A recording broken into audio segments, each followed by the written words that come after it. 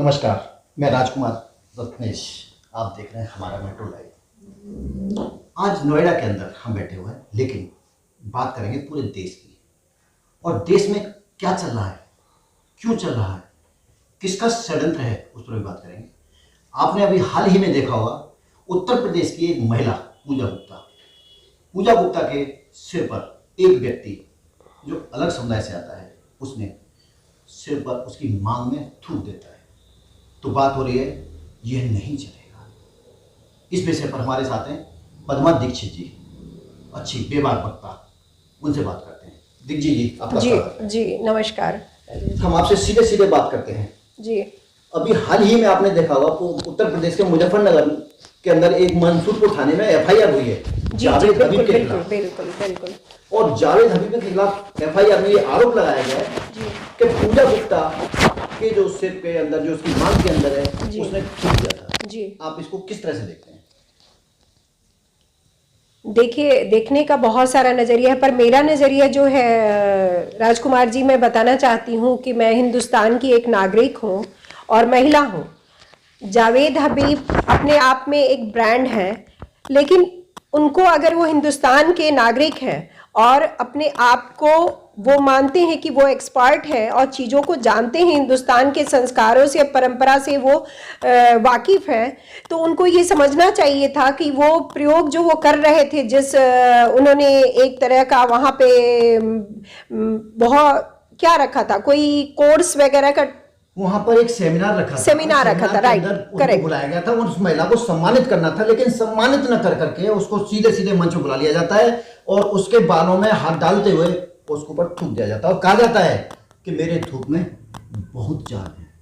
ये जान कैसी जान है जो लोगों की जान ले रही है? देखिए, सबसे बड़ी बात, उन्होंने जो सेमिनार में कहा, उस महिला को पुरस्कार देने के बदले उन्होंने वो जो बहुत ही अजीब तरीके का व्यवहार किया और उन्होंने कहा कि मेरे थूक में जान है, तो मैं ये सबसे पहले मैं इसकी बर्तरसना करूंगी। उसके बाद ये कहना चाहूंगी कि जावेद हबीब साहब से कि आप एक हम दो संप्रदाय। जी, आपने कहा जावेद हबीब साहब से, मैं उस आदमी को देखिए बड़ा ही राजकुमार जी, जावेद ऐसा व्यक्ति जिसका आप साहब कह रहे हैं, मैं उस आदमी से इतनी घृणा करता हूं क्योंकि वो हमारे समाज, हमारे देश की महिलाओं के मांग में थूक रहा है। जिन नारियों का हम सम्मान करते हैं, पूजते हैं, देवी कहते हैं, और आप उनको साहब कह रही हैं। नहीं, बात राजकुमार जी आप बताओ। देखिए, ये मेरा लहजा है और हम लोग जिस लहजे से, जिस संस्कार में पले हैं, हम लोग दुश्मन को भी गले लगाते हैं, हमारे पीठ पे भी वार करता है, तब भी हम खड़े रहते हैं। मैं हिंदुस्तान की वो नागरिक हूँ, लेकिन उसके उस कृत्य की भर्त्सना करती हूँ कि उन्होंने उस तरीके का, आप एक ब्रांड बन करके, एक बड़ा नाम बन के,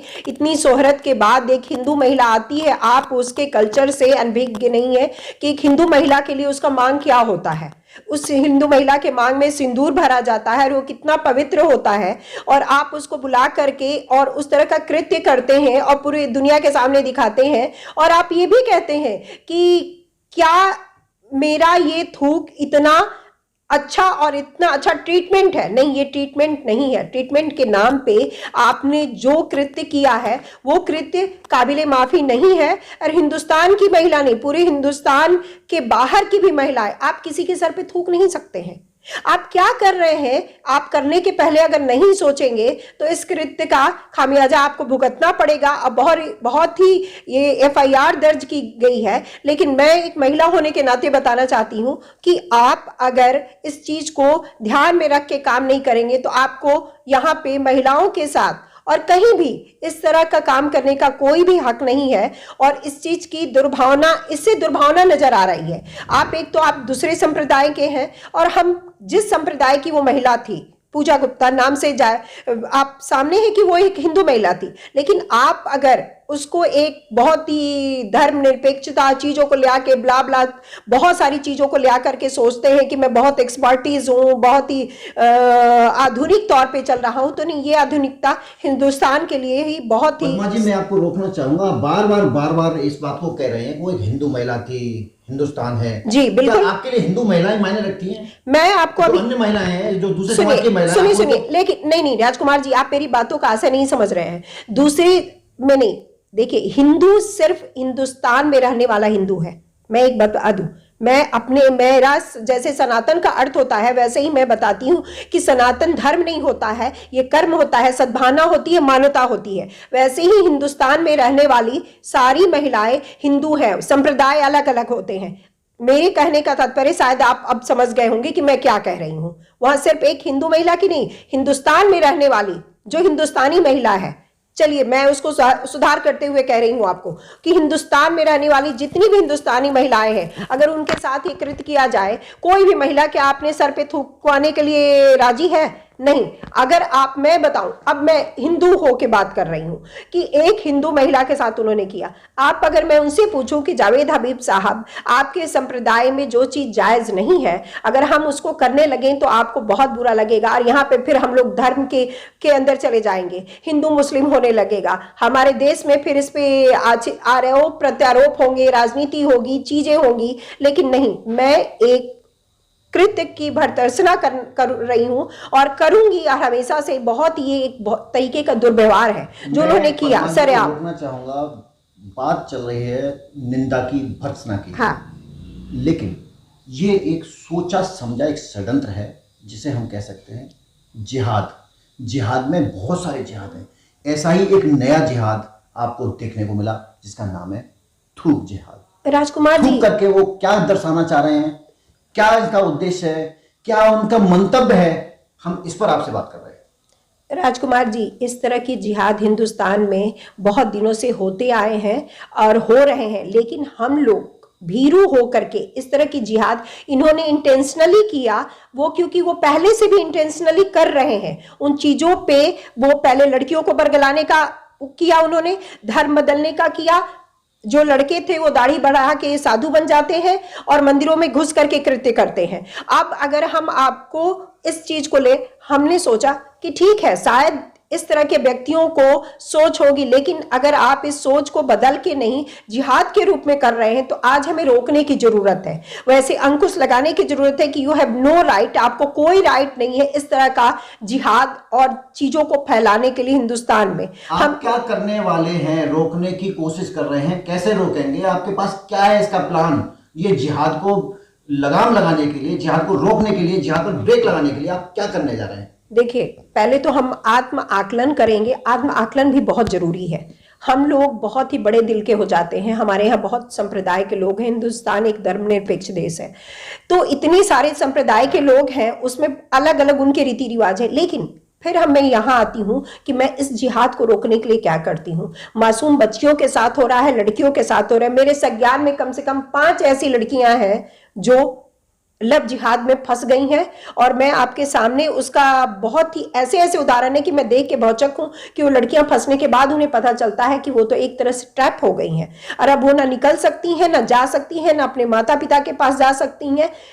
उन बच्चियों को ये सोनू, मोनू, रानू और समीर के नाम पे ठग रहे हैं, और ठग करके ले आ करके उनको ये कहते हैं। मैं किसी भी संप्रदाय की बरतरना नहीं करूंगी, लेकिन अगर वो संप्रदाय मेरे ऊपर हावी होकर मुझे बरगलाने की कोशिश करेगा, मेरे बच्चियों के साथ दुर्व्यवहार करने की कोशिश करेगा, तो बिल्कुल जी हाँ, मैं उस चीज का विरोध करूंगी और यही कहूंगी कि आप अगर रेस्पेक्ट नहीं करेंगे तो आपको जिहाद नहीं करना है, और हमें अपने परिवार से, अपने समाज से, अपने प्रशासन से इस तरह की चीजों को रोकने के लिए। आज की खास बात, नारी का अपमान नहीं सहेगा हिंदुस्तान में।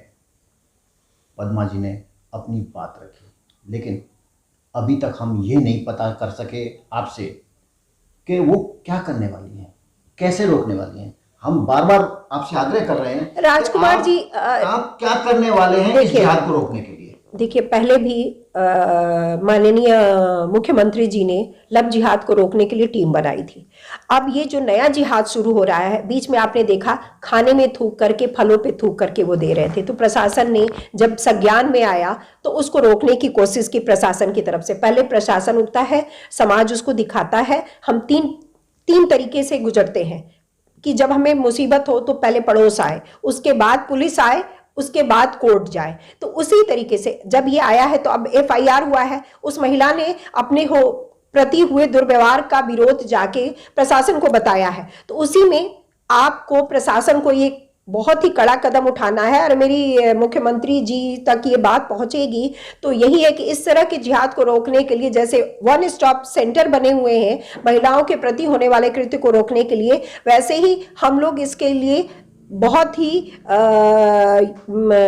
आशान्वित है कि माननीय मुख्यमंत्री जी इस चीज पे बहुत ही कड़े तरीके से प्रशासन के द्वारा, अपने ब्यूरोक्रेट्स के द्वारा, चीजों के द्वारा, हम महिलाएं अगर आगे से होगा एकजुट होके उस पे हल्ला बोल की के लिए कहीं भी जाके अगर जंतर मंतर में भी करना पड़ेगा या अगर अपने पूरे देश में करना पड़ेगा, उसको करने के लिए तैयार है। ये मेरा रास्ता है। हमारे साथ में पद्मा दीक्षित जी, अभी बात स्पष्ट नहीं हुई है लेकिन आपको हम यहाँ अवगत करा दें, इस तरह के जो एक्ट हो रहे हैं इसके दुष्परिणाम देखने को मिल रहे हैं, लेकिन कोई भी सख्त कानून अभी तक हमारे देश में नहीं है। अगर सख्त कानून होता है, किसी जैसे बलात्कार में हम कह सकते हैं ना सज़ा होती है बहुत लंबी, लेकिन इसके ऊपर कोई सज़ा नहीं है, सिर्फ 6 महीने की और फाइन। ये कोर्ट के ऊपर निर्भर करता है कि 6 महीने की सज़ा देंगे या फाइन से इसका पिंड छूट जाएगा। और उस जावेद हबीब ने, उस आदमी ने माफ़ी मांग ली सिर्फ ये कहते हुए कि ये गलत हुआ है। महिला का अपमान नहीं सहेगा हिंदुस्तान। आप कुछ कहना चाह रहे हैं? राजकुमार जी, मैं बीच में आपको रोक रही थी, लेकिन आपको बताना चाहती हूँ, रोकने के लिए क्षमा चाहती हूँ कि आपने ये कहा कि एक्ट नहीं है। देखिए, कानून बनते बनते देर हो जाती है। मैं तो ये महिलाओं से कहती हूँ, अगर आपके साथ कोई इस तरह का कृत्य करता है तो आपको ईश्वर ने, ऊपर वाले ने 2 हाथ दिया है, उसी समय उसको सजा दे दी जाए ऑन द स्पॉट। और मैं इस चीज को नहीं सहती। अगर मैं वहां पे रहती तो उसी समय उठा करके जावेद हबीब को थप्पड़ जड़ के ये कहती कि आपको कोई भी हक नहीं है, आप मेरे साथ इस दुर्व्यवहार को करें। उसके बाद मैं प्रशासन के पास जाती और कहती कि अगर आपके साथ ऐसा दुर्व्यवहार हुआ रहता तो आपका जवाब क्या होता। तो महिलाओं को सबसे पहले आत्मरक्षा जरूरी है, आपको रिएक्ट करना जरूरी है on the spot. On the spot एक बात अब निकल करके आई, और इसको मैं ये कहूँगा उन महिलाओं के लिए, उन बहनों के लिए, उन बच्चियों के लिए कि आपके तरफ, आपके साथ इस तरह की कोई भी घटना होती है, पुलिस बाद में आएगी। उस परमात्मा ने आपको 2 हाथ दिए हैं, 2 हाथ से अगर 2 रैपट मारते हैं, एक इधर से एक इधर से, तो उसका जवाब उसको तुरंत मिल जाएगा। लेकिन यह अभियान हमको और हमारी बहनों को चलाना पड़ेगा। बिल्कुल पहले से चल रहा है राजकुमार जी। मैं हमेशा से कहती हूँ, आत्मरक्षा से बड़ी रक्षा कोई नहीं होती है। पड़ोस बाद में आएगा, पुलिस बाद में आएगी, पीछे छुप करके कितनी चीजें, क्योंकि इसमें कमियां भी बहुत सारी हैं। देखिए, कानून में बहुत सारे झूठे लोग आ जाते हैं, वो चीजों को गलत पेश कर देते हैं और वहां तक जाते जाते कहानी बदल जाती है। लेकिन ऑन द स्पॉट हमारे साथ में, और मैं हूँ राजकुमार अग्रवाल। आज के लिए इतना ही, मिलते रहेंगे, इस कैंपेन को चलाते रहेंगे और हम जागरूक भी करेंगे उन बच्चियों के लिए, बच्चियों को, उनकी माओ को, उनकी बहनों को, सबको, कि आप अपने बच्चों में संस्कार डालें। ऐसा शौक नहीं चाहिए जो आपके सिर में, आपकी मांग में कोई थूक दे। मांग होती है सिंदूर भरने के लिए। आज के लिए नमस्कार। नमस्कार।